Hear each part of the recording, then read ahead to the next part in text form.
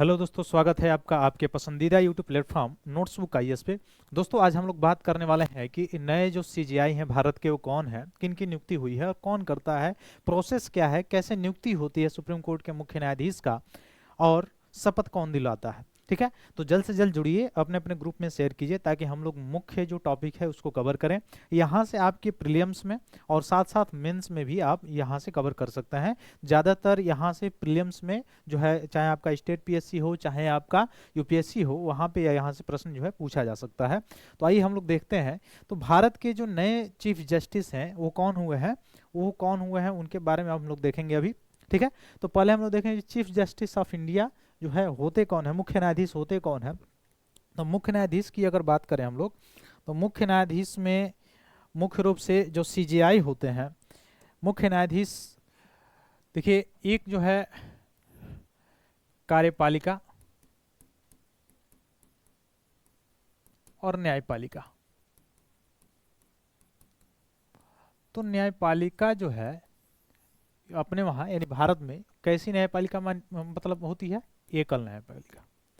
तो एकल, अच्छा, दोनों एक दूसरे पर डिपेंडेबल भी नहीं है और दोनों का जो है क्षेत्रों का बंटवारा मतलब स्पष्ट रूप से नहीं, लेकिन दोनों में नॉन डिस्ट्रीब्यूशन है वहाँ पे डीपीएसपी में जब आप पढ़ेंगे तो इसका वर्णन जो है आप देखेंगे भाग 5 में है।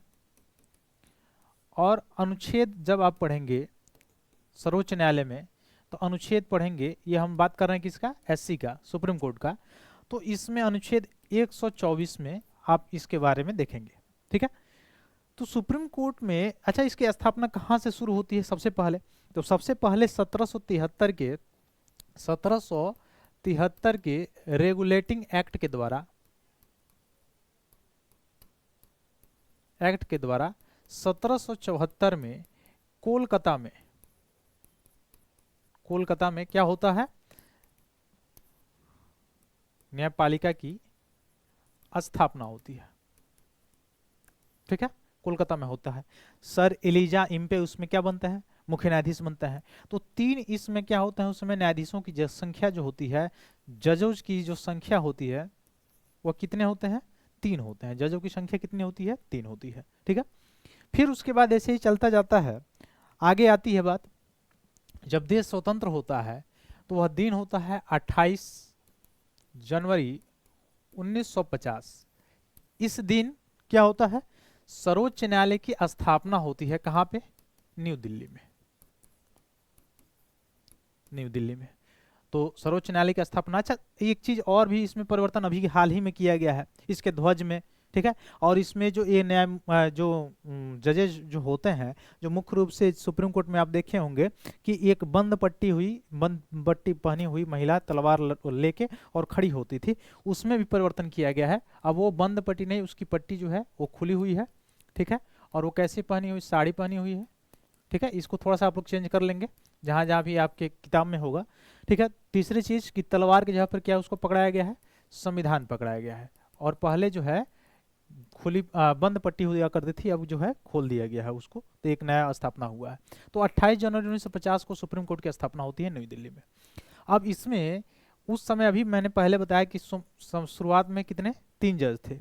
आज जजों की संख्या आप देखेंगे 33+1, यानी टोटल वर्तमान में जजों की संख्या है कितनी, 34 है। जिसमें से 33 जो है अन्य न्यायाधीश हैं और एक जो है वो क्या है, आपके मुख्य न्यायाधीश है। एक मुख्य न्यायाधीश यानी एक चीफ जस्टिस सीजीआई और अन्य जो है 33 न्यायाधीश है। अब इन न्यायाधीशों की जो संख्या है, देखिए यहां पर मैं बता दे रहा हूं, सुप्रीम कोर्ट में जो नंबर ऑफ जजेज हैं, यानी जजों का नंबर ऑफ जजेस, यानी न्यायाधीशों की जो स्ट्रेंथ होगी वो कितनी होगी, वह कौन तय करता है, किसके द्वारा तय किया जाता है, तो पार्लियामेंट के द्वारा। किसके द्वारा तय होगा, पार्लियामेंट के द्वारा। यानी संसद तय करेगी कि सुप्रीम कोर्ट में, सर्वोच्च न्यायालय में न्यायाधीशों की संख्या 30 होगी, 31 होगी या 34 होगी। तो वर्तमान में तो 34 है, 33 और 1, 33 और +1। ठीक है, तो यह संख्या स्ट्रेंथ बढ़ाया कौन होगा, पार्लियामेंट, संसद। ठीक है, तो संसद ही बढ़ा सकती है। तो ऐसे अगर आपसे क्वेश्चन पूछे कि सर्वोच्च न्यायालय में न्यायाधीशों की संख्या बढ़ाना या घटाना किसका काम है, पार्लियामेंट का काम है। लेकिन अगर वही हाई कोर्ट की बात करें, हाई कोर्ट में नंबर ऑफ जजेस या जजों का स्ट्रेंथ कितना होगा, यह कौन तय करता है, प्रेसिडेंट। कौन तय करता है, प्रेसिडेंट। इस चीज को याद रखिएगा, यहां से आपसे प्रश्न जो है पूछ सकता है, यहां से आपको घुमा सकता है। हाई कोर्ट में, अच्छा हाई कोर्ट का वर्णन किस में है, संविधान का जो पार्ट आप 6 पढ़ते हो उसमें है, ठीक ना। और इसका सुप्रीम कोर्ट का किस में है, भाग 5 में है, ठीक। बाकी सारी बातें मैंने बताया है पहले। तो भाग 6 में है हाई कोर्ट। अब इसमें जजों की संख्या बढ़ाना या घटाने का काम किसका है, राष्ट्रपति का है। लेकिन सुप्रीम कोर्ट में जजों की संख्या जो है बढ़ाना या घटाना का काम घटाने का काम किसका है, स्ट्रेंथ का जो है वो किसका है, तो वो है पार्लियामेंट का, संसद का है, ठीक है। अब पार्लियामेंट जो है ये तो जजों की संख्या को बढ़ाती है घटाती है, लेकिन जजों की नियुक्ति, अपॉइंटमेंट कैसे होता है, तो जजों का अपॉइंटमेंट जो होता है वो कौन करता है, प्रेसिडेंट।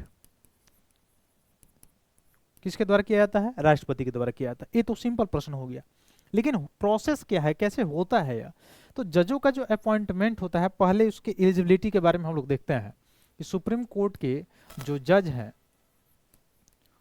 उनको, अगर सुप्रीम कोर्ट का जज अगर उनको बनना है किसी व्यक्ति को, तो एलिजिबिलिटी क्या होना चाहिए, पहला भारत का नागरिक हो, भारत का नागरिक हो। दूसरा एलिजिबिलिटी क्या है, योग्यता क्या है, कि उनकी उम्र जो है, इसका डिफाइन नहीं है, यानी मैक्सिमम जो एज है उनका कितना होना चाहिए, 65 ईयर्स, मैक्सिमम एज 65 ईयर्स होना चाहिए।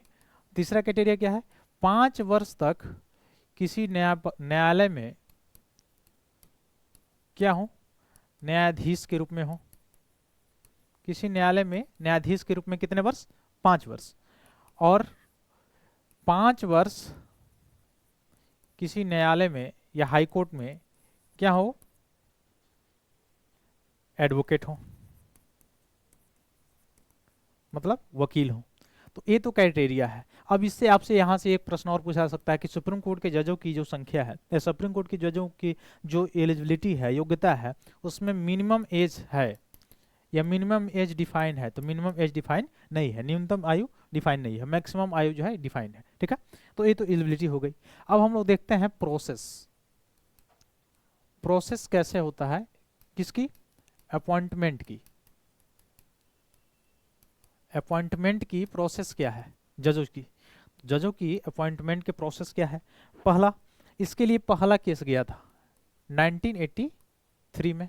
सेकेंड जजेस केस हुआ, सॉरी 1983 नहीं है, 1981 है, ठीक है, 1993। और थर्ड जो है 1998, और फोर्थ जो है वो है हुआ 2014-15 में, ठीक है। तो लेटेस्ट अभी फोर्थ जजेस केस है। इसे पहले जजेस जो केस आया था, एस.सी. गुप्ता जो मामला था, उसमें बताया गया सर्वोच्च न्यायालय के द्वारा कि जो प्रेसिडेंट का, ये तो कंफर्म है कि प्रेसिडेंट ही क्या करेंगे, जजों की नियुक्ति करेंगे, लेकिन यह किसकी सलाह पे करेंगे, वह जो सीजेआई होते हैं उनके सलाह पे न्यायाधीशों की नियुक्ति करेंगे। लेकिन इनके सलाह मानना जो है बाध्यता नहीं है, किसके पास, राष्ट्रपति के पास बाध्यता नहीं है। सेकेंड जजेस केस में क्या कहा गया, सेकेंड जजेस केस में एक नया चीज बन के आया, वह सेकेंड जजेस केस में क्या बन के आया, कॉलेजियम। सेकेंड जजेस केस में आया बन के एक नया चीज, कॉलेजियम।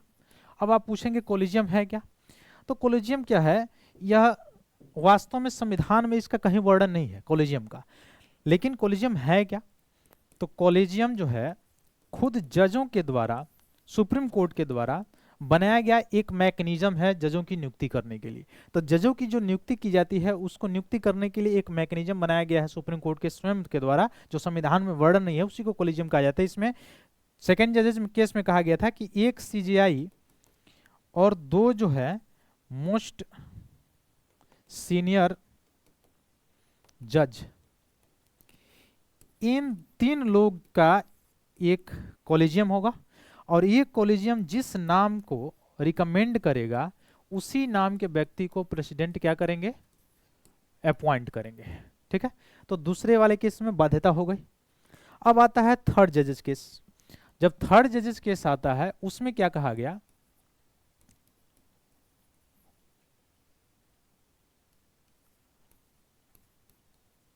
थर्ड जजेस केस में क्या कहा गया, थर्ड जजेस केस में कहा गया कि कॉलेजियम तो ये रहेगा ही, लेकिन जो ये कॉलेजियम पहले 3 मेंबर की कॉलेजियम रहती थी और 3 मेंबर की ना रह के कितने मेंबर इसमें हो जाएंगे, 5 मेंबर। कितने मेंबर, 5 मेंबर। तो सुप्रीम कोर्ट के जो कॉलेजियम होते हैं जिसमें सुप्रीम कोर्ट के न्यायाधीशों की नियुक्ति होती है, सीजीआई की नियुक्ति होती है, उसमें 5 मेंबर है। प्रेजेंट की अगर बात किया जाए तो इसमें 5 में कौन होंगे, तो इसमें एक तो होंगे सीजीआई और 4 जो लोग होंगे वो कौन होंगे, सीनियर मोस्ट जजेस।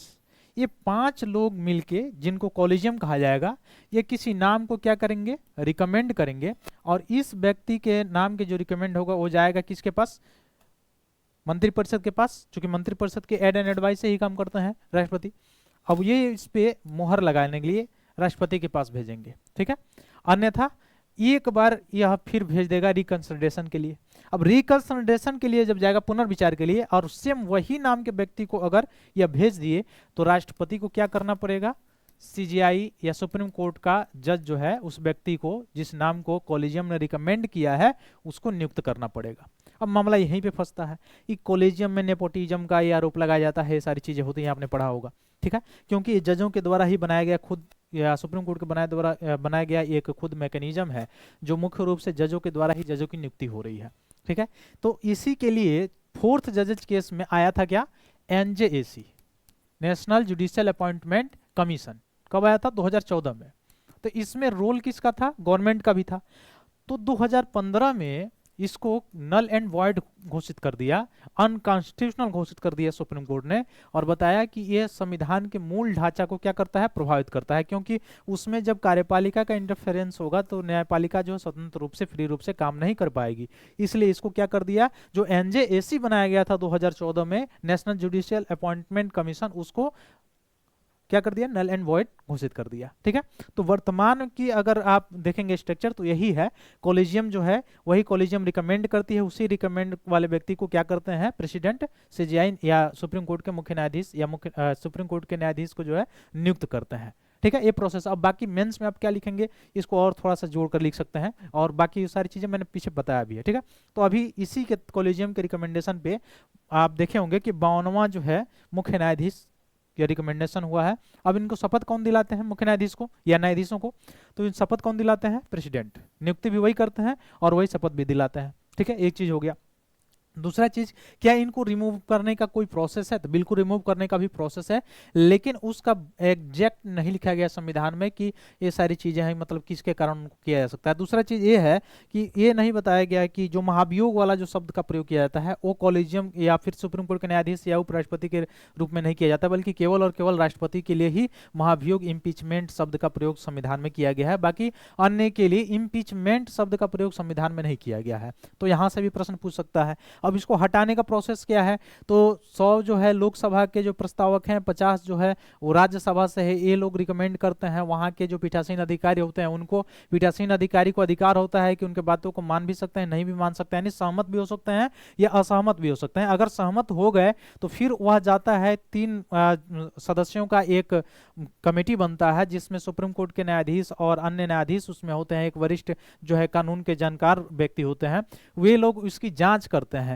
अब जांच करने पर अगर जो जिस सुप्रीम कोर्ट के या जिस न्यायाधीश के प्रति जो ये आरोप लगाया गया है, अगर वो जांच सही पाया जाता है तो वो लाया जाता है कहां पे, फिर से वहां पे जहां पे उसको रिकमेंड किया गया था हटाने के लिए, रिमूव करने के लिए। फिर वहां पे कुल जो सदस्य संख्या है उसके आधा से अधिक और 2/3 साथ साथ जो सदस्य संख्या है उसके 2/3 लोग मतदान जब करते हैं दोनों सदनों से, लोकसभा और राज्यसभा से, तब जाके वो रिमूव हो सकता है या अन्यथा रिमूव नहीं हो सकता है। लेकिन अभी तक आप कहे कि क्या किसी न्यायाधीश को हटाया गया है महाभियोग या यह प्रोसेस के तहत, तो अभी तक किसी भी न्यायाधीश को इस प्रोसेस के तहत हटाया नहीं गया। हाँ, लाया गया है, कई बार लाया गया है, ठीक है, 1 2 3 बार लाया गया है, लेकिन हटाया नहीं गया है इस प्रोसेस के तहत। इस चीज को याद रखेंगे। तो आइए हम लोग देखते हैं कौन किनको किनको नियुक्त किया गया है, ये सारी चीज़ें।